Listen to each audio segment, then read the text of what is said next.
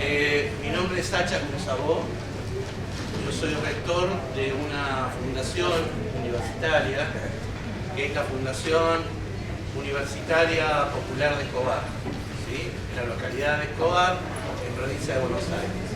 Pero tenemos nuestro rectorado con algunas aulas dentro de lo que es el sitio de la memoria, Centro Clandestino de Detención, Tortura y Exterminio, ex-ESMA. Y ahí tenemos nuestro rectorado, en el pabellón de hijos. Y estamos dentro, con otras universidades. Si bien nosotros somos una fundación universitaria, nosotros estamos en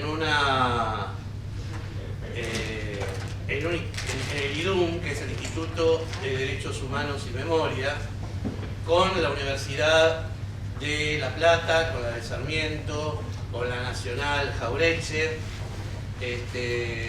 y con la de 3 de febrero. Y nosotros, ¿no? FUPE, la Fundación Universitaria Popular de Escobar. Nosotros tenemos 3 carreras de grado, las tenemos implementadas desde la virtualidad. La pandemia nos llevó a la virtualidad. Hay luz. Hay luz, bueno, vamos. Arrancamos con la virtualidad, con lo cual tenemos alumnos en todas partes del país, ¿no? Tenemos alumnos en La Quiaca, literales, y tenemos alumnos en Tierra del Fuego, literal. Y en total, con todas las carreras y una diplomatura en genocidios y políticas en derechos humanos, tenemos alrededor de 1000 alumnos más o menos. Es una universidad o una universidad popular chiquita, que es un gasto de la Universidad Popular de las Madres de Plaza de Mayo. O sea, cuando se crea la universidad, ya por el 2000, 2001, lo hablamos con Eve, y Eve tomó la decisión de que se replicara en distintos lados, en distintas partes del país, se replicara la experiencia de la Universidad Popular. Entonces nosotros tenemos 3 carreras, las carreras que tenemos son Historia, creo que ahí hay una compañía de Historia, ¿no? ¿Vos sos de Historia? No, atrás. ¿Vos sos de Historia? Ah, no, ayer habías hecho una pregunta y tuviste ayer y me pareció que habías hecho una pregunta que era de Historia. No era vos. Bien. Ando mal ando como con vos, ¿viste? Entonces, tengo la carrera de Historia, la carrera de Geografía y la carrera de Lengua y Literatura, y de lo que vamos a charlar hoy es de una experiencia en una práctica docente que se hizo en el ex-ESMA, con lo que son los tramos docentes para nivel medio y tramo docente para profesionales, pero en este caso para nivel medio y con técnicos, que esto es lo importante. O sea, la gente involucrada en esta práctica no era gente que viniera del palo específicamente docente. No tenían ni idea, aparte eran mayormente todos maestros mayores de obra. ¿Sí? O sea, técnicos, maestros mayores de obra que habían salido de un secundario y que ejercían como maestros mayores de obra a partir de su título de técnico. A partir de ahí, esto es importante, sobre con quién hicimos la práctica, que duró 1 año y que se hizo con personas que no tenían una formación, para que se entienda y sin discriminar, ¿no? Pero no era gente que estuviera en una gimnasia de leer a Gramsci, de leer Althusser o de leer a Foucault, ¿no? O sea, era gente, digamos, de la UOCRA, ¿no? Y no estoy discriminando. A lo que voy es, no había una gimnasia de lectura y no había una gimnasia de experiencia en cuestiones de derechos humanos. Con lo cual, el acceso a lo que era la ESMA, lo mismo que tenía que ver con, o todo aquello que tenía que ver con los derechos humanos, era prácticamente desconocido. Y acá nos encontramos entonces con dos cuestiones. La cuestión del transmitir y de la presunción que tenemos los docentes muchas veces de que los chicos, o en este caso ya gente más grande, porque era más o menos un promedio de edad de gente entre los 30 y los 40 años, tenían una formación mínima en derechos humanos. Sabían qué había pasado en el proceso de desaparición de personas. Pensamos que bueno, mínimamente en el secundario habían tenido un recorrido con respecto a lo que era el EXESMA, con respecto a lo que había sido, no sé, la Junta, el proceso, el golpe de Estado cívico, eclesiástico, militar. Habíamos pensado un montón de cosas que teníamos como, si se quiere, cierta percepción errónea. Y acá, aún mea culpa, yo soy de aquellos que pensaron que durante lo que se llamó la década ganada se había avanzado mucho con respecto a la cuestión de los derechos humanos. Y esto no era así. Entonces, lo primero, yo quiero que les voy a leer el título, que es largo, no se duerman, sé que vienen de la fiesta de ayer, pero hagan el esfuerzo. Prácticas de la memoria sobre intervenciones performáticas dentro de las prácticas docentes de profesorado en ciencias sociales, proyectos rostros presentes en el periodo 2004-2014. Esto tiene que ver con un trabajo que, a su vez, sobre el trabajo de los chicos, y este trabajo lo hicieron los alumnos, estos alumnos que no tenían idea de qué era la EXESMA y que no tenían idea prácticamente de lo que había sido el proceso. Hicimos un trabajo que se presentó en Flaxo, en la Facultad Latinoamericana de Ciencias Sociales, y que ahora lo van a presentar los chicos en un coloquio internacional que hace la Universidad Nacional de Córdoba sobre lengua y memoria. Entonces, básicamente, o lenguajes y memoria. Y un poco esto entonces era el recorte, ¿sí?, de lo que es esta experiencia con estos chicos. Con lo cual, ¿a qué voy con esto? Voy que en realidad esto es algo muy compensado, muy achicado, compactado, sobre algo que duró un año y sobre un trabajo académico que hicieron los propios alumnos sobre esta práctica. Después, como vamos a ir muy rápido, si quieren, después me hacen alguna pregunta con respecto a cuestiones técnicas específicas, porque algo, lo que yo les decía, que ayer había sentido una pregunta o preguntas en distintos talleres, era que había cierto desinterés de los pibes, sobre todo de los chicos secundarios, con respecto a cuestiones que tenían que ver con derechos humanos y memoria. En esto de, bueno, no están.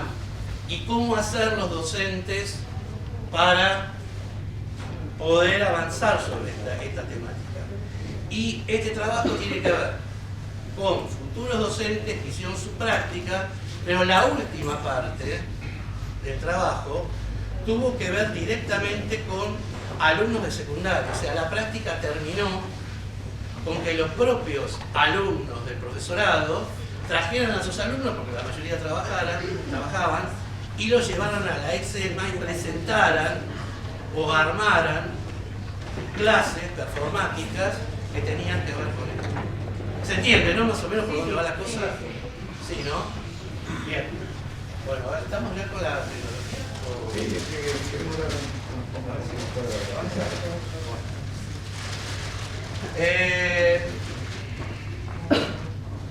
Lo primero con lo que se trabajó durante todo un año con esta gente era más o menos alrededor de 50 alumnos, tenía que ver con el concepto de verdad. Empezamos a trabajar a desconstruir el concepto de verdad. El concepto de verdad como nos enseñaron a nosotros en el colegio con respecto al tema del positivismo. Y a lo que arribamos es que la verdad, en definitiva, es una construcción. Que hay criterios verosímiles. O sea, el famoso experimento de Albert Einstein, que a lo mejor ustedes lo conocen, del tren y la pelota. Él tenía que contar qué era la relatividad. Él decía que había un tren y que en ese tren había un señor en el descanso, con las puertas abiertas, con una pelota.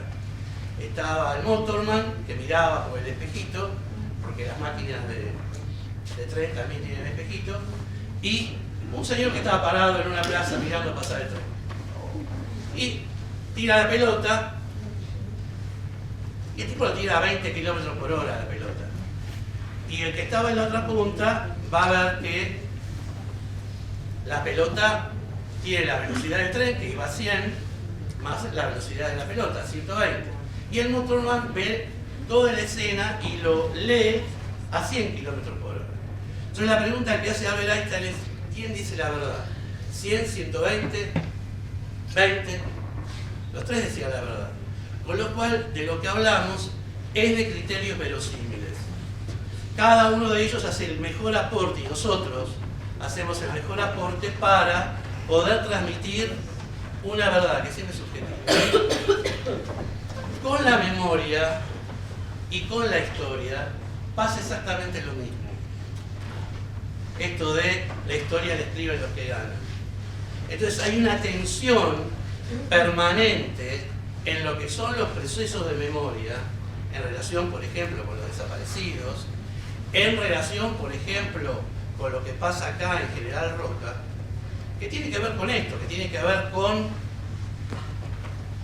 una tensión entre aquellos que tenemos un discurso contrahegemónico y de hegemonía. La hegemonía tiene un discurso donde, por ejemplo, en historia, ¿qué dicen? No sé, el descubrimiento de América. ¿Descubrieron qué? No sé, ya había 100 palos, 100 millones de personas acá. Pero eso tapa el genocidio. Del propio lenguaje se tapa el genocidio. Descubrieron. Si descubrieron es porque acá no había nadie. O la conquista del desierto. Si es un desierto, en el desierto no hay nadie. Con lo cual, si se cometió un genocidio, no hay genocidio. ¿Por qué? Porque no vivía nadie. Era un desierto. Entonces hay, en principio, toda una construcción en la práctica que tiene que ver con la cuestión de la verdad, con la cuestión de la memoria y con la cuestión de la historia. La cuestión de la tensión de la memoria y la tensión que existe en la historia. Esto es lo primero, a ver si tenemos suerte ya con las... Queda torcido, pero bueno.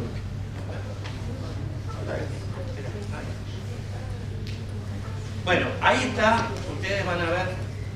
Me siento, o sea, ahí. Espera, espérate.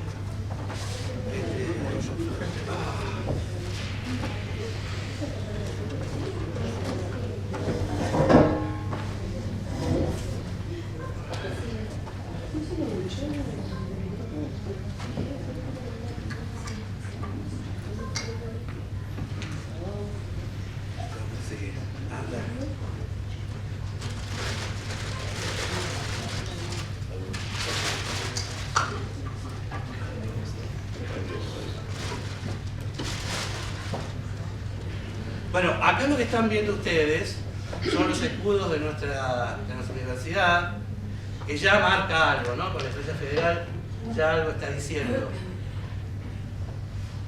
El escudo del IDUM, que es el Instituto de Derechos Humanos y Memoria, donde nosotros somos parte, que era un poco lo que nosotros les decíamos recién, y por otro lado, un poco la carátula de lo que fue la presentación del proyecto, que fue un proyecto que se subió arriba del grupo de arte callejero, el GAC, que ya había trabajado en las paredes de la ESECMA. Paredes que estaban todas pintadas de blanco en un momento, ¿no? Muy blanco cuartel, y que hubo una intervención para lo que fue un cambio de paradigma que se dio entre el 2004 y el 2014.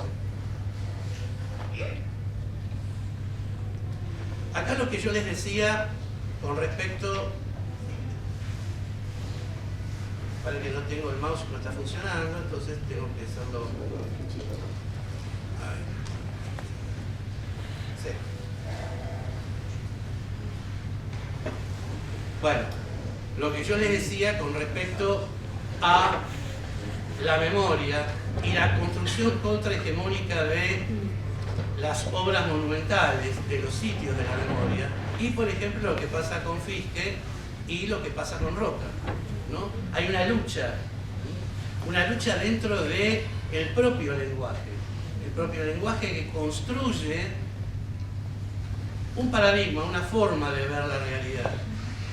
El lenguaje ya desde el lenguaje, desde esta relación significado, significante, hay ya una cuestión de ideología dentro del lenguaje, ¿no? Solamente si yo entro al aula y le digo buenos días alumnos, ¿no? En esto del alumno, seres y luz, yo estoy construyendo, ¿no? A lumen, seres y luz, yo soy el pro fe, lo que no se discute, sor, categoría religiosa femenina, o maestro, que viene de máster, que es algo que un máster en lo que son las reglas métricas es algo que no se cambia, ¿no? O sea, lo que nosotros decimos es una reproducción ideológica de lo que da el sistema. Uno lo ve directamente en lo que son los contenidos curriculares o los contenidos específicos o mínimos de cada una de las materias que nosotros damos. Eso alguien lo hace y eso obviamente que es una bajada de línea. Entonces, dentro de estados, y el estado, si se quiere, democrático moderno, es la forma política del modo de producción capitalista, obviamente que tiene mecanismos de reproducción, y esos mecanismos de reproducción, entre ellos, está la educación. Y en estos mecanismos de reproducción ideológica es donde aparecen categorías como, bueno, desierto, descubrimiento, lo tenemos a Roca, o tenemos colegios, por ejemplo, donde la historia termina en Buenos Aires, termina en el 55, termina con el derrocamiento y en muchos lugares el derrocamiento del tirano, y no se avanza mucho más.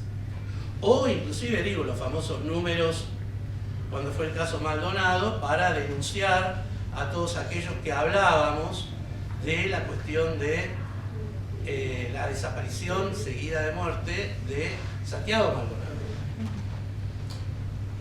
O calculo que algo debe haber, ¿no? Ya algún run con respecto al tema de lo que pasó con la bandera allá en Bariloche, la bandera Mapu, ¿no? Creo que la estaban por denunciar, estaban haciendo una causa a la chica o a las chicas que habían hecho ese acto de la bandera, ¿no? Me parece que anda por ahí la cosa. Lo leí los otros días que me pareció una barbaridad. Bueno, vean ustedes, por ejemplo, que acá, en esto de lo contrahegemónico y la educación como reproducción ideológica de un sistema, es que hace que nosotros, los docentes y aquellos que militamos en los derechos humanos, tengamos que tener nuevas herramientas de construcción contrahegemónica. Acá los chicos, digo, en el trabajo que habían hecho, habían puesto, está en el trabajo, una frase de Llano, que dice: complementa esta idea al destacar que los contramonumentos permiten una reflexión crítica y disruptiva, cuestionando las versiones oficiales y fomentando la participación activa de las memorias colectivas. Y esto tiene que ver con algo que arrancamos a trabajar con los chicos, que tiene que ver justamente con el título de la ponencia que armamos, que es cómo fue cambiando la mentalidad de un sitio de muerte, como es la Exedma, a un lugar de vida. ¿Cómo se dio ese paso? Y tomamos puntualmente entonces el caso Rostros Presentes, que es esta acción performática sobre las paredes de la Exedma.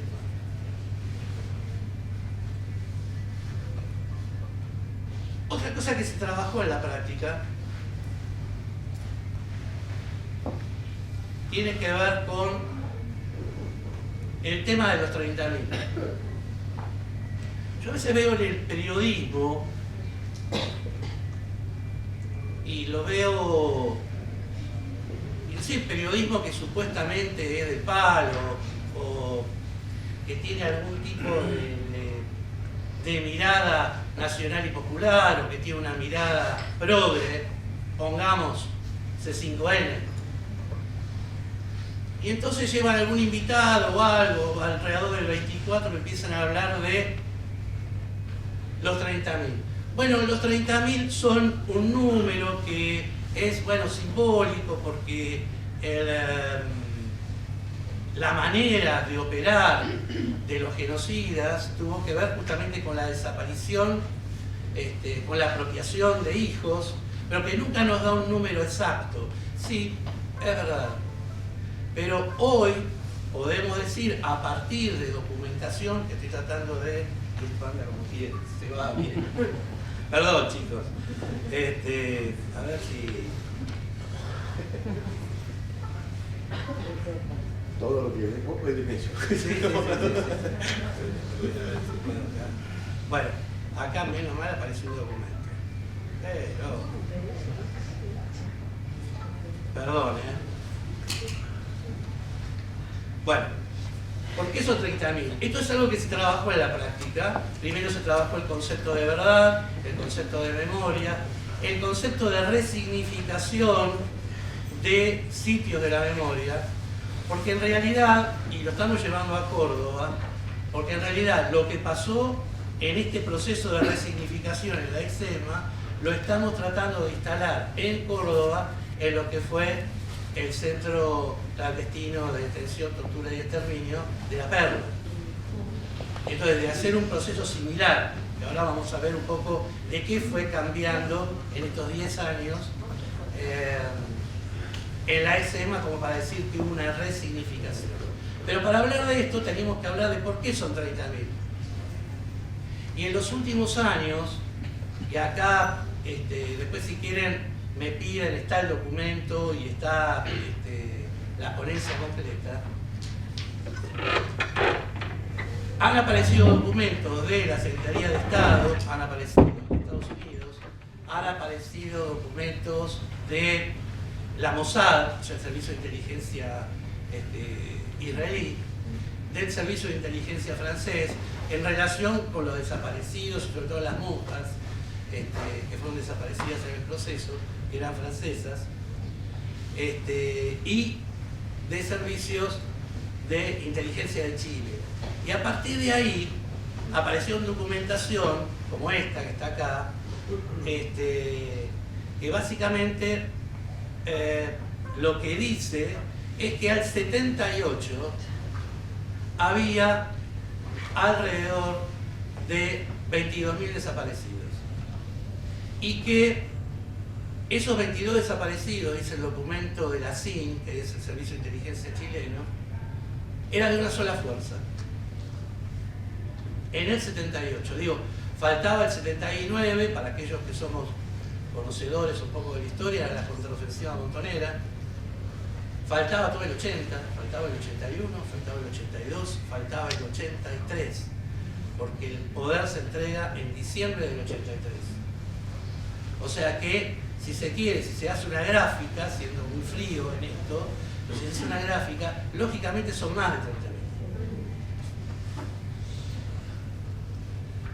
30.000. Y aparte de esto, y recién, a ver si tengo suerte, vamos a ver, acá está. Acá tenemos una carta del diario, una carta no, un escrito del diario del vicario castrense, o sea, del jefe de los curas de los regimientos, que lo escribe en septiembre del 78, que era Monseñor Bonamín. En septiembre del 78, Bonamín reconoce, ahí no sé si se lee, ya se puede ver acá, reconoce 20.000 desaparecidos. En el 78, vuelvo a repetir las fechas, vean todos los años que faltaban. Sí. Lo va a marear.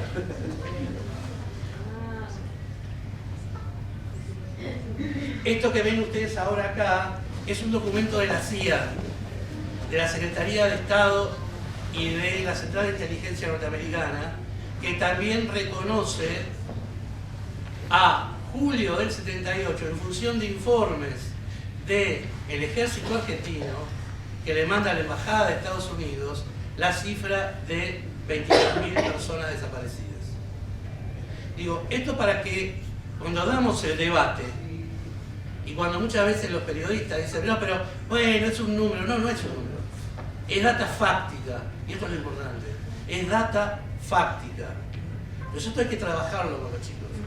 Esta documentación, si la buscan, nosotros desde la universidad se la podemos dar. Pero si la buscan en internet está, no es que, uy, mirá las cosas que encontraste, que viste, estuviste en la CIDE, viste buscando, a quién hubo que apretar para que digan esto. No, esto está. Lo que pasa es que no hay nadie que se siente y diga, miren esta fecha, miren estos números. Y entonces acá viene una pregunta. Y la pregunta es, ¿por qué la derecha está tan enquistada con el tema del número? Porque siempre aparece, permanentemente, ¿no? Pasó con Macri, pasó con ahora con Milei. No, la cuestión es por qué son 30.000, no son 30.000. Y acá aparece una cuestión que está directamente relacionada con la teoría de los dos demonios. La teoría de los dos demonios hubo dos malos que se levantaron un día, sanguchearon a la sociedad, y había una sociedad que era absolutamente impoluta, virgen, que no tenía idea absoluta de lo que estaba pasando. Voy a contar una anécdota para que... Yo no sé si saben cuál fue el primer palo que se le hizo a la dictadura genocida. Se lo hicieron en el 77. Y se lo hicieron en Vicente López, a 10 cuadras de la Casa Presidencial de Olivos, de la Quinta de Olivos. ¿Quién se lo hizo? Los municipales. Bien. ¿Qué municipales? Los del cementerio. ¿Y quién del cementerio? Los enterradores. ¿Por qué? Porque estaban reclamando horas extras, porque tenían que levantar los cajones, meter cuerpos por debajo y volver a enterrarlos. ¿No? O, puedo contarles en Córdoba, que fue terrible, había salidas familiares en San Roque, el lago San Roque, ahí cerca de Carlos Paz, donde tiraban también cuerpos como en los vuelos de la muerte, y había familias con reposera y aplaudían, decían, mira, ahí tiraron otro, a la mañana. Digo, esto también para trabajar, porque los genocidas no salieron de una maceta, los genocidas salieron de una sociedad, y eso es lo que hay que trabajar. Milei no salió de una maceta, salió por contradicciones, por cuestiones, pero salió de una sociedad. Entonces no es muy fácil decir, Macera, Agosti, Videla, ¿no? Milei, Macri, ¿de dónde salen? ¿Qué batalla estamos dando en ese sentido? Y justamente si la educación es reproducción ideológica, tenemos que tener una reproducción ideológica contrahegemónica. No quiere saber nada. No, en condición de conocimiento no pasó. ¿Están leyendo el PEN? ¿Están leyendo el PEN? ¿Están leyendo el PEN? No. Y si yo también se el PEN, porque es como que sale algo, Claro. no sé si no, Bueno, se eso puede está, a ver, ahí. sacar todo lo que...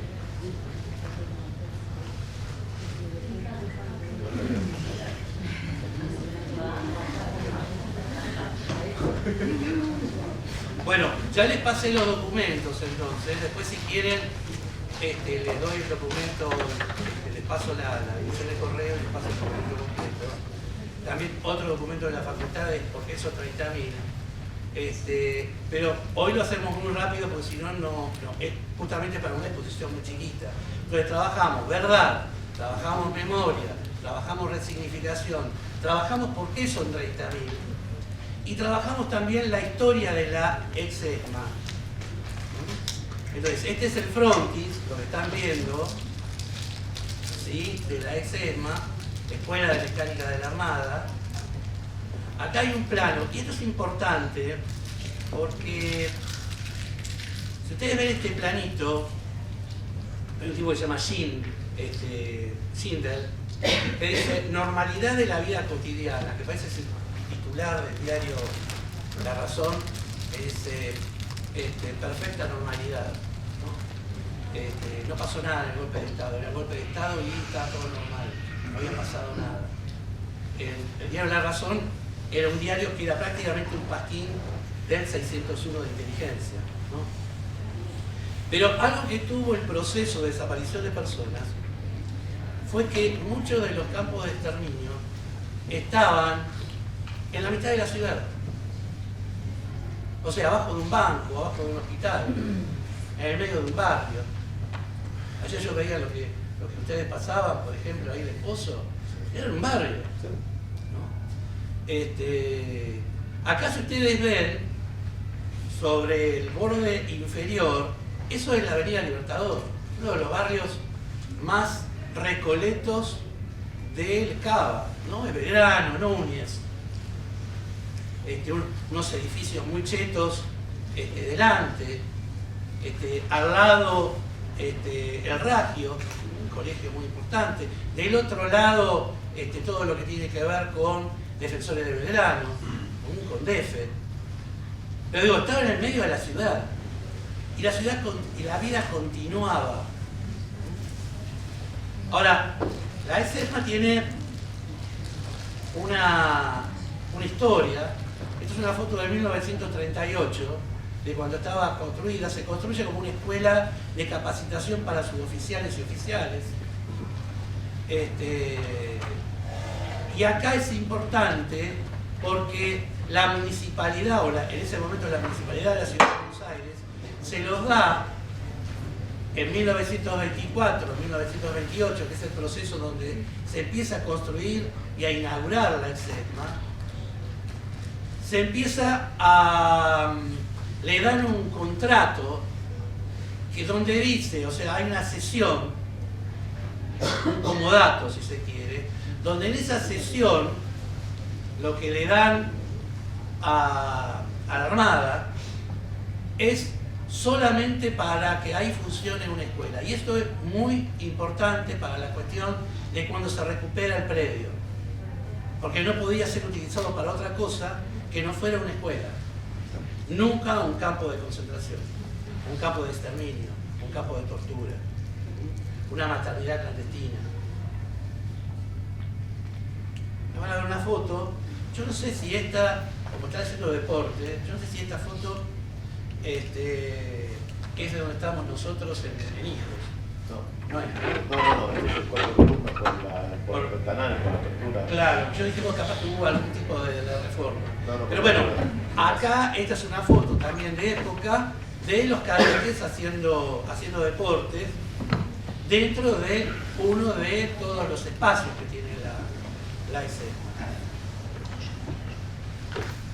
Ahora, en el proceso de desaparición de personas, 1976-1983, sabemos que ahí funcionó entonces un centro clandestino. Un centro clandestino que, si se quiere, paradigmático, y eso se trabajó con los chicos, porque de ahí salían los vuelos de la muerte. Hoy se sabe que más o menos alrededor de 5.000 compañeros pasaron por los vuelos de la muerte, donde después de la tortura, después de la delación, después de, si no había delación de compañeros, se veía hasta dónde podían llegar a servir, inclusive para un proyecto político posterior de el genocida Macera, que tenía aspiraciones políticas. Algunos sobrevivieron, hay sobrevivientes en la EXESMA, pero en general se les daba una inyección que se llamaba, o genéricamente se le dice pentonaval, que los adormecía y los tiraban en el Río de la Plata o los tiraban ya en el Atlántico, en el mar. Esto a mí me toca, cuento esta anécdota chiquita, a mí me toca de cerca, porque yo hice la colimba en el 78-79 en la prefectura y la hice en aviación. De casualidad me tocó helicópteros. Los otros dos compañeros que estaban haciendo la colimba, que sabíamos que los vuelos se hacían los días miércoles. Los jueves había que limpiar los aviones. Mis dos compañeros de conscripción limpiaban. Y había vendas, había jeringas, había ropa, de todo, sangre. Y los chicos lo limpiaban. Esos dos compañeros hoy no están. No era que eran militantes de un gremio, no eran estudiantes que a lo mejor estaban en un centro de estudiantes, no eran de organizaciones armadas que combatían o estaban en alguna orga de un proyecto pre-revolucionario. No, eran soldados, eran marineros que sabían. Yo zafé porque el suboficial que me tocó a mí en la colimba me dio la baja antes y pude ir. Eso me valió el exilio. Digo, pero esto para que vean en esto. Bueno, el proceso vino porque había que tapar la subversión. Y esto es otra cuestión. También se trabajó en la práctica toda la cuestión que tenía que ver con el porqué del golpe, tuvo que ver con un cambio económico, que es la misma teoría económica que tuvo el proceso, que lo tuvo Menem, que tuvo después de la Rúa y el 2001, que tuvo Macri, que hoy tiene Milei. Es el mismo proyecto económico, el neoliberalismo. Y no se puede entender el neoliberalismo si no se lo entiende desde la perspectiva de la represión. Perdón. ¿Sí? Quería simplemente aconsejar un documental que se llama Traslados, del año pasado, de Nicolás Gilavedra, que recién estaba viendo, que justamente hace toda la reconstrucción de los vuelos de la muerte y trae, digamos, las últimas investigaciones, los últimos datos concretos sobre todo este armado, digamos, y termina diciendo, inquietante, que muchos pilotos sumaron horas de práctica en los vuelos de la muerte y después fueron, o son todavía algunos de ellos, de la aviación civil. O sea que muchos de los pilotos que hoy en día podrían haber estado ejerciendo, o que seguramente volaron cuando eran más jóvenes, cumplieron, llegaron a las horas de vuelo tirando frente al mar. ¿Cómo se llama? Traslados, de Nicolás Gilavedra del 2024. ¿Sí? Vos sabés que mi papá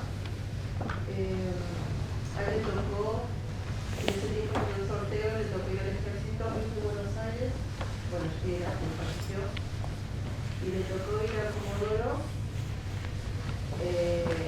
Cuando me llega la carta, él no quería ir al ejército, entonces se escapa, era desertor.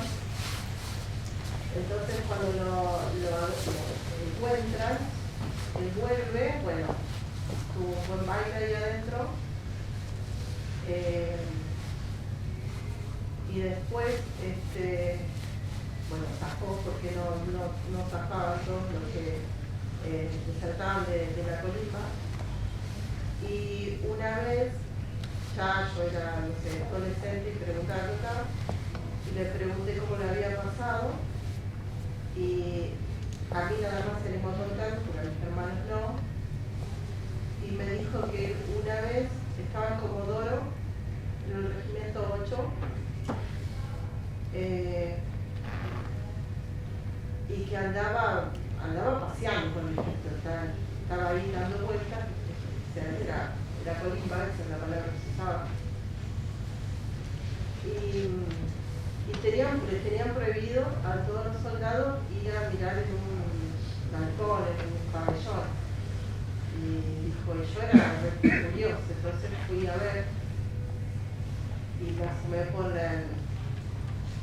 por donde va la llave y ahí yo vi que había alguien arriba de la cama que estaba atado, estaba desnudo y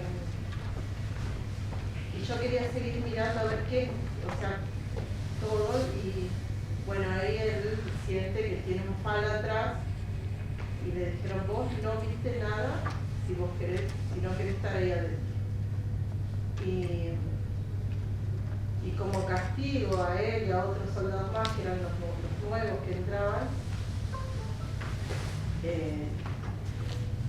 los mandaban a buscar a las personas y si no después, si contaban algo, les hacían el simulacro de fusilamiento ahí en el ejército.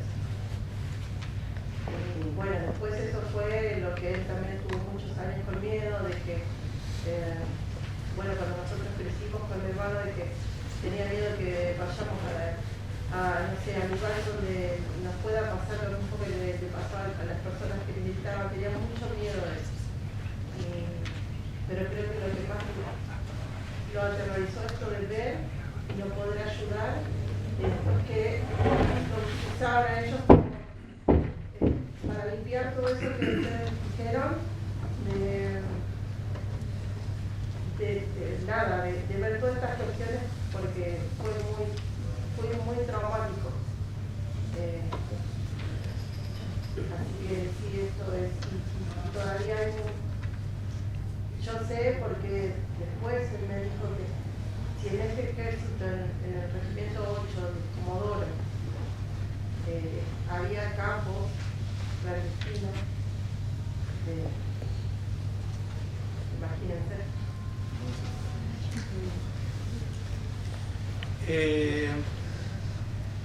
Bueno, estas son las distintas fotos que estuvimos viendo, ¿no? Tienen que ver con avioncitos de la prefectura, que se llaman Skyvan, que era para transporte de tropas, y desde ahí se hacían los vuelos de la muerte.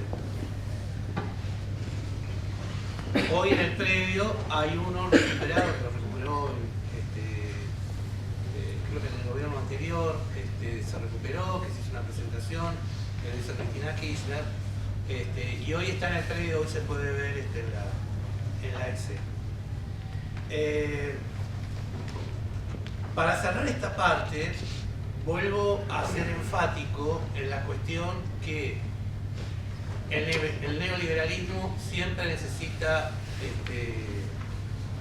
represión, que los 30.000 desaparecidos no solamente son las víctimas, sino que hay unas víctimas que son la propia sociedad, que fue disciplinada a partir justamente del terror, y que fue disciplinada a partir de un cambio de modelo económico, productivo.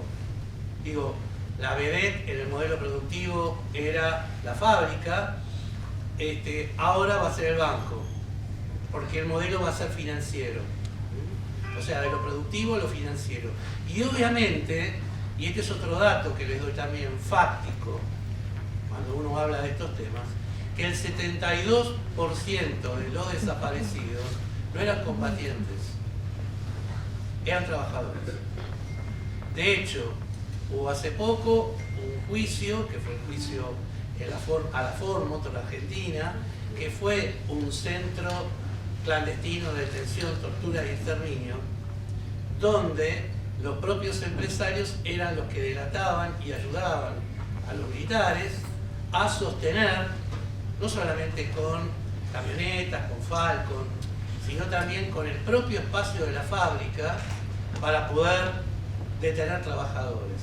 El 72% de los desaparecidos son trabajadores, porque había que disciplinarlos y porque ante un cambio de lo productivo a lo financiero iban a ser los principales damnificados y los que iban a poner mayor resistencia. Dicho esto, nosotros estamos hablando de una resignificación. ¿Cómo vamos con el tiempo, Roberto? Ahora tengo que volver. 10:30. Bueno, ahora le meto pata. Cuando hablamos de resignificación, vamos a hablar, les voy a decir cosas que funcionan hoy rapidito en la ex-ESMA. Ahora con el gobierno de Milei se ha caído bastante, porque si bien no lo pueden cerrar porque es patrimonio de la humanidad, sí,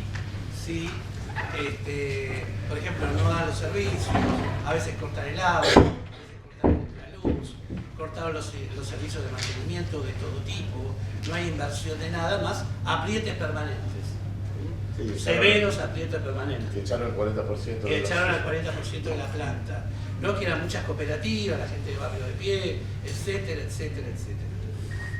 Pero lo que estaba funcionando en esto de la resignificación, teníamos centros culturales, organismos, los organismos de derechos humanos, las universidades, las ferias, los festivales, cine, teatro, muestras permanentes, recitales, la Secretaría de Derechos Humanos del Mercosur, el Museo de la Memoria, el Museo de las Malvinas, las visitas guiadas, está Abuelas con todo lo que es, está ahí la Casa por la Identidad. No. Ahí está la Casa por la Identidad de las La Abuelas. Casa de la Identidad de las Abuelas, digamos, hay una serie de organismos, pero aparte hay muchas más cosas que le dan vida a la ex-ESMA, que le han dado una resignificación. Y por otro lado, lo que son las prácticas docentes y las visitas guiadas con docentes y con alumnos. Disculpe, ¿puedo cortar algo? Claro. Sí. Para mí la ESMA de Lecuni fue parte de mi juventud. Yo vengo de Belgrano, de capital federal, y para mí era todos los domingos ir al ciclo de cine de Felipe, ir a la Feria de los Abrazos y entrar a ese lugar. Yo, por ejemplo, nunca pude hacer la visita guiada, pero para mí era una continuidad ir a las formaciones y entrar a la Peña de los Abrazos y caminar todos esos pasillos que en un momento eran muy sombríos, pero cuando entrabas al lugar y se veían los que se había transformado, era una revolución de la alegría, al menos yo lo viví así. Yo cursé en el Romero Brest, ahí atrás, hice muchos trabajos sobre investigación sobre desaparecidos del Romero Brest. Me acuerdo ver la cara de Tula subiendo las escaleras de la parte de hijos, y realmente para la juventud porteña, por así decirlo, era un bastión de lucha, era un lugar de encuentro y de resignificación constante. Y lo va a seguir siendo porque hay toda una sociedad atrás que lo sigue bancando, porque es sumamente necesario en un barrio totalmente gorila, ¿no? Como es Belgrano, Núñez. Ese era el espacio de encuentro y no venía solamente la gente de Capital, venía gente de todos lados. Y la verdad que me pone muy contenta porque hace 3, 4 años que me fui a Buenos Aires y escucharlos hablar de cómo hacer un recorrido en toda mi juventud. Pero bueno, los aportes que hacía las escuelas, ver el constante movimiento que tiene, que sigue teniendo, las muestras de arte, es algo sumamente importante en la resignificación de la memoria, y más que nada dentro de mis generaciones, que somos esas generaciones que empezamos a militar dentro de democracia, fue nuestra formación.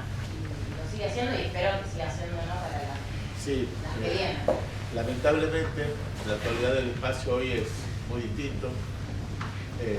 Se cerró el Centro Cultural Conti con la excusa que lo iban a remodelar, nunca más se abrió. Y hoy un punto de inflexión que yo ubico recientemente, que tiene que ver con la censura al festival de Milo J, que fue impulsado desde los organismos, que fue impulsado como una forma, digamos, de convocar a los jóvenes, muy jóvenes, porque el público de Milo J es joven, a que conozca y reconozca esos espacios, que lo incorpore en su historia, digamos, de alguna manera, y ese recital, bueno, marcó una actitud muy fuerte desde la Secretaría, y que hoy en día realmente están avanzando cada vez más, y es cada vez más difícil armar actividades, es cada vez más, hasta ese momento no se habían metido lo que era el ente, que es el ente tripartito que gestiona el predio, que desde donde hay una mesa, digamos, que compone el ente, donde están los organismos, donde están el gobierno de la ciudad y el gobierno nacional, pero que son minorías, que la mayoría de los integrantes son los organismos, y a partir de ese recital están postergando los pagos, está todo el tiempo, digamos, hostigando el funcionamiento del ente. Son cuestiones que lamentablemente hoy en día es un motivo de preocupación y de lucha sostener ese espacio, porque ya no era lo que vos conociste, lamentablemente. Claro, Ya no es lo que vos conociste. a mí creo que me pasó algo parecido porque yo he ido a Buenos Aires como turista todas las veces que he podido. Y todas las veces que fui con mi hija en distintas edades a Centro Cultural Kirchner. Y es algo parecido a lo que están contando ustedes, porque tiene un piso impresionante con poemas que escribieron chicos desaparecidos, las últimas cartas que encontraron. Es realmente un lugar tan educativo, estaba tan hermosamente cuidado. No sé, desde un monumento a Juan Unzurduy en la entrada al monumento que sacaron enseguida, ¿no? Que ya sabemos cuál es, de Kirchner, pero es un lugar tan hermoso, didáctico, tan preparado para la gente, gratuito, y era un lugar que cada vez que yo iba estaba lleno de turismo extranjero. Ahí se escuchaba todo el tiempo la gente hablando en francés, en inglés, y cada persona que atendía ahí podía atender a la persona que estaba y guiarla a donde tenía que ir. O sea, es lleno de pisos y en cada piso había cultura. Y todo absolutamente gratuito para toda la gente que llegaba ahí. Y yo supongo que eso, si ya le cambiaron el nombre, ahora se convertido en algo horrible. Sí, eso por ahí lo que se espera, que la sociedad no recuerde, Eso. no luche por nuestros derechos, por los que de las generaciones que vienen, volver todo para atrás. Y me parece que no podemos dejar que nos avasallen otra vez. Y creo que me parece que tenemos que pelear como una sociedad unida, porque si las bibliotecas están cerrando es porque no quieren que el pueblo sea curioso, investigue, luche y contagie este espíritu de búsqueda siempre de la verdad y la justicia, ¿no? Bueno, avanzamos, vamos rapidito. Sí, por favor. Estoy pasando algunas cosas como para ganar tiempo. Solo esto, estos son algunos de los organismos que están dentro de la ex-ESMA. Y acá es una foto bastante paradigmática que tiene que ver con la recuperación que hace el gobierno de Néstor Kirchner de todo lo que es el predio. Pero yo quiero aclarar esto. A lo mejor hay dos cosas que se juntan acá. Por un lado, creo que hay que decir que si bien hubo políticas de Estado importantes y decisiones políticas de Estado de llevar políticas de memoria, verdad y justicia adelante en el gobierno de Néstor y Cristina Kirchner, eso se fundamentó, se solidificó, se paró sobre el trabajo de 20 y pico de años, 30 y pico de años de los organismos, ¿sí? Por eso también la importancia de recalcar esto. Algunas cuestiones, empezamos, yo les dije que esto era algo performático. Empezamos a trabajar sobre las paredes con los chicos que estaban haciendo la práctica docente, que eran mayormente maestros mayores de obra. Y empezó a haber gente que estaba trabajando, que venía de la ex-ESMA, y estas son algunas de las cosas que decían. Nosotros decíamos al revés. Están generando más muerte porque garantizan las muertes futuras por el olvido. Esto es lo que están garantizando con estas murgas, con los asados, con la banalización cotidiana. Los chicos van a un recital. Van a un recital y se plantean lo que fue la ESMA. ¿Me podés explicar qué tiene que ver dar vida en un lugar donde hubo muerte? Es una alienación y una alienación nunca te va a dar vida. Esto es una entrevista a un sobreviviente. Porque empieza a haber debates de qué hacer con la ex-ESMA. ¿Cómo se resignificaba? ¿Qué va a ser? ¿Un monumento, un mausoleo ahí? ¿Va a ser un lugar donde va a haber universidades, nada más, un lugar de educación? ¿O va a ser un lugar de vida? ¿No? Y hubo debates, porque esto tiene que ver con la memoria y las memorias. ¿No? No es la misma la memoria de la construcción que tienen los pibes, de los sobrevivientes, de los organismos o de aquellos que hablamos de derechos humanos. y que a lo mejor no tuvimos una experiencia directa con la externa en cuanto a la represión. Un lugar de muerte es un cementerio. A nadie se le ocurre hacer en la Chacarita un recital y comer un asado. Se enojaría la gente que lleva el ramito de flores para poner en la tumba de su deudo. Son lugares que merecen un respeto que tal vez otros no. Cuando ocurren estas cosas de resignificar o poner vida donde hubo muerte, lo que conduce es al olvido. Otra postura, que acá no pase nada, que se quede nada más como mausoleo. La postura debe. Se toca música, se estudia, se piensa, se puede hacer de todo. Convertimos el horror en lucha y la muerte en vida. Charlie Pisoni, referente de Hijos Capital. En estos años hemos entendido que nada se podía construir desde la tragedia, que los espacios de memoria no son cementerios, que deben ser resignificados para que desde la alegría de estar vivos y dignos puedan ser apropiados por el pueblo en su conjunto. Bueno, acá les voy a pasar láminas, rapidito, de cosas que pasan, conferencias en el Museo de la Memoria, con grupos en general de docentes, de alumnos.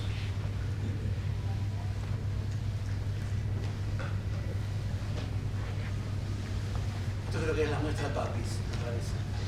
¿No? Memoria que arde, ¿no? Que son eventos que han pasado en ese lugar. Recitales cuando se podían hacer recitales.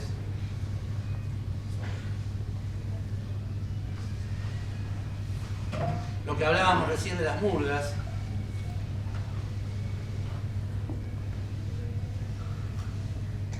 Distintos tipos de muestras, siluetazos, abrazos simbólicos con los rostros de los desaparecidos, teatro, nuevamente murgas, cine. Acá la película que hablamos, Granados.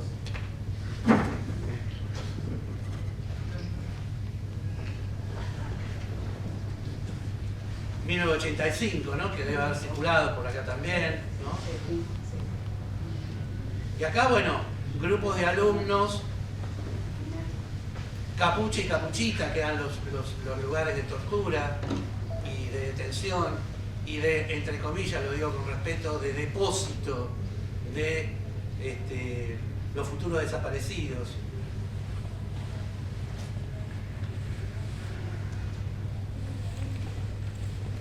Les voy mostrando rápido para poder ganar tiempo sobre lo que perdimos al principio. Distintos tipos de clases con distintas universidades. Clases de todo tipo, por ejemplo, nosotros tenemos los 3 profesorados, pero por ejemplo, se me ocurre ahora la tecnicatura en periodismo deportivo que tiene la gente de la Universidad Nacional de La Plata, la maestría en Comunicación y Derechos Humanos, que es de la Universidad de La Plata también. Esto para que vean, digamos, cómo fue cambiando paulatinamente de ser un lugar de horror y de ser un lugar de olvido a convertirse en un lugar de vida. Trocar la muerte por la vida.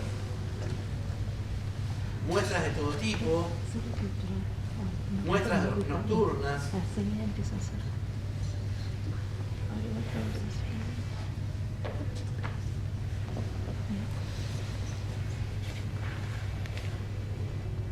Acá vamos ya directamente con la práctica y arrancamos con una frase que es escolar, que dice: el pasado reconstruido en la memoria es leído del presente con la nueva luz que le imprime la historia transcurrida, cuyo resultado no es neutral.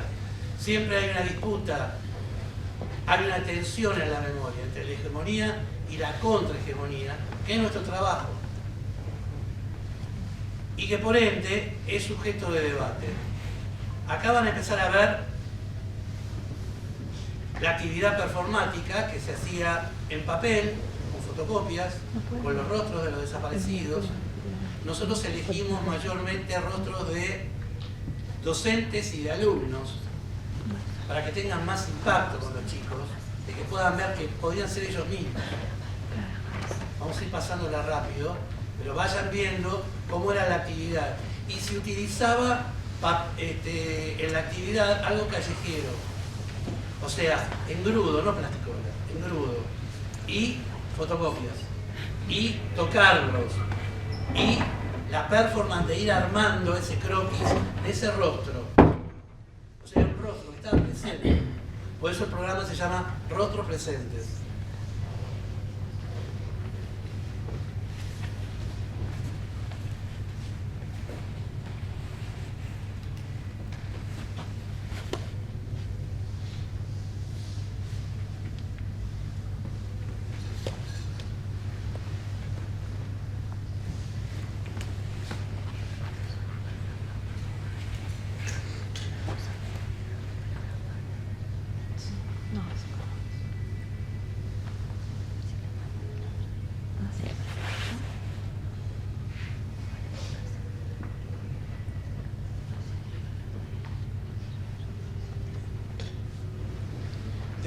De esta señora, con algunos años, después vamos a leer una frase de algo que le pasó a ella puntualmente con esa cara.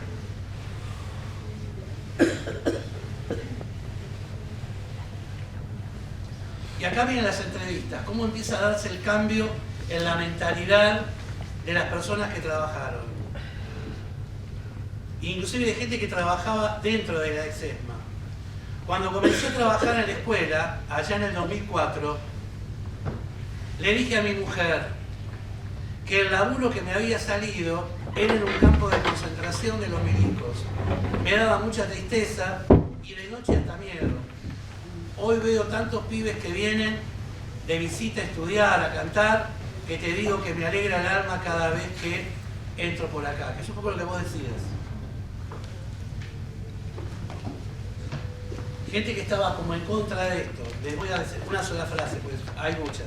Yo veía pintando y me decía, cuando vuelvan los milicos nos van a sacar a patadas del culo.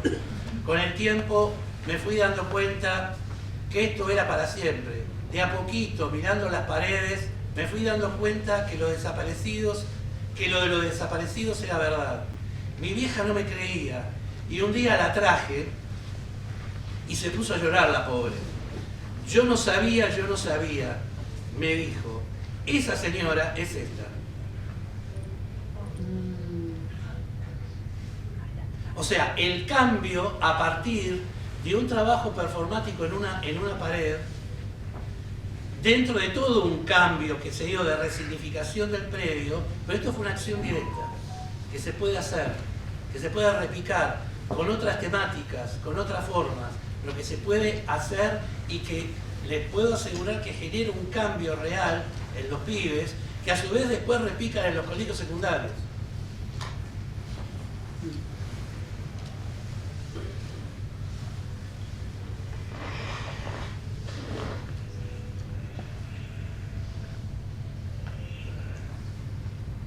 Les voy a leer una frase final para que vean el cambio. Yo les dije que era gente de la UOCRA, que era gente que nunca había leído Althusser, que nunca había leído Gramsci y que ni sospechaban de Foucault. ¿Sí? Con eso arrancamos. Esto lo escribe justamente un chico que es maestro mayor de obra al finalizar todo el proceso de los 2 años y al finalizar la práctica. Todo el predio, aparte escuchan las palabras, todo el predio se conformó en un gran espacio enunciativo para que todo visitante pudiera darle un sentido, un acontecimiento de reunión colectiva que dejó huellas en el espacio y en el tiempo, desde un espacio ritual colectivo para la expurgación de los demonios y el encuentro con las almas convocadas. Poesía.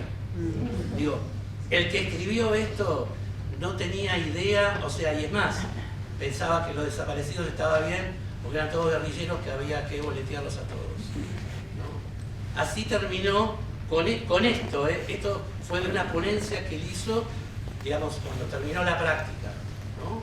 Pero esta frase final, ritual colectivo para la expurgación de los demonios y el encuentro de las almas convocadas. Bueno, pese a los problemas técnicos, pese a la paciencia de mis amigos, vamos a terminar acá porque si no, no nos dan los tiempos y tienen cosas, la verdad que lo de ellos es glorioso el trabajo que tienen. Así que les agradezco por el tiempo. Sé que están todos muy cansados. Sé que la fiesta fue larga. Así que bueno, muchas gracias por la atención.